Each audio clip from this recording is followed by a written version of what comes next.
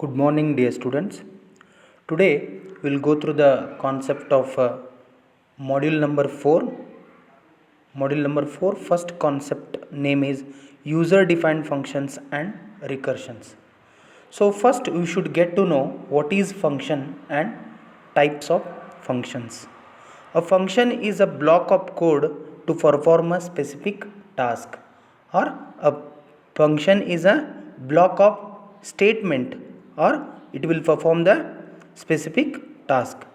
So every C program has at least one function, that is main. So without main function there is no, technically it will be called as a no C program. So already many of the C program examples we had studied. So every C program, that it will be having at least one function, that it will be the main. So in modular programming, a program is divided into separate small programs called modules. So each module is designed to perform a specific function. Modules make our actual program shorter, hence easier to read and understand. So the concept why we are using the functions. Already in the definition we got to know that a function is a block of code or block of statement to perform a specific task. So for example, the one big program it is there, it is divided into some several modules. Yes, let me take one example, program number A. The program A, it is divided into module 1, module 2, module 3. That these modules, it will be called as a small programs. Yes, so each module is designed to perform a specific function. So why we divided that big program or one program into several modules or functions? If you have divided into a several modules or functions, it will, the programs, it will become shorter and easy to understand, easy to read, and it is easy to debug also. So that's what we will use a functions. So next concept, it is types of functions. So there are two types of functions in C programming. First one, it is a library function. It is also called as a predefined functions. And second one, it is a user defined functions. First let's concentrate on the concept of a library functions. So library functions are a inbuilt functions in a, that is also called as predefined functions in C compiler. The examples for the predefined functions: main, printf, scanf, square root.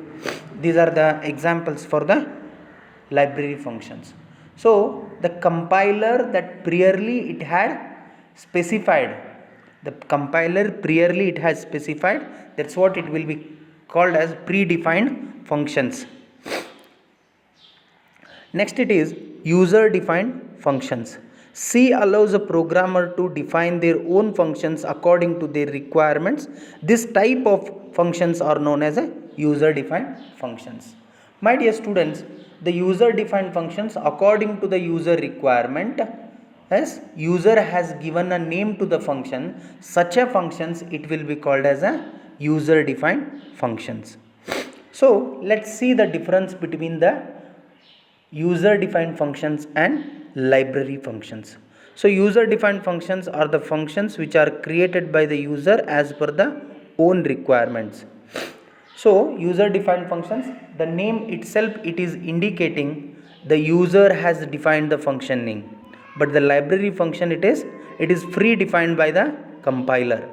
So next, second difference, it is user defined functions are the part of the program which compile runtime. So here the library functions are part of header files such as math.h, which is called runtime. So the difference between in this user defined function and library function, it is the user defined functions are part of the program which compile in the runtime. So here in the library function are part of the header file which is called runtime. This is the difference between user defined function and library function. So in user defined function, the name of the function is decided by the user. In library function, it is decided by the developer. Next it is in user defined functions, name of a functions can be changed anytime. It may be in the time of runtime, but library functions name function cannot be changed. User defined functions can be changed anytime, but in library function cannot be changed. The examples with respect to the user defined function, pibo, yes, mergim, yes, many, any of the, according to the user requirement, he can give a name to the functions. But library functions, they are free defined one: printf, scanf, sign, cos, square root. These are the examples with respect to the library functions. Next, it is advantages of a functions. Advantages of a functions. So if you used a functions in programming, the reusability, the first example, the first advantage it is, so reusability. The one function, it is repeatedly, as we can use it for several times. Easy to debugging. Debugging, it is that it is a process of removing errors from the program. So if you have used a functions in program, then it is easy to debug. Build a library, yes. So the functions allows a programmer to build a customized library, means according to the user requirement, he can build his own the function names. The length of the source program, if you have used the functions, the first example, it is that reusability. The one function repeatedly, as we can call with using the functions, so automatically the one function repeatedly if you are using, means that reduces the source code. If you use the functions in programming, so it will reduces the length of the program.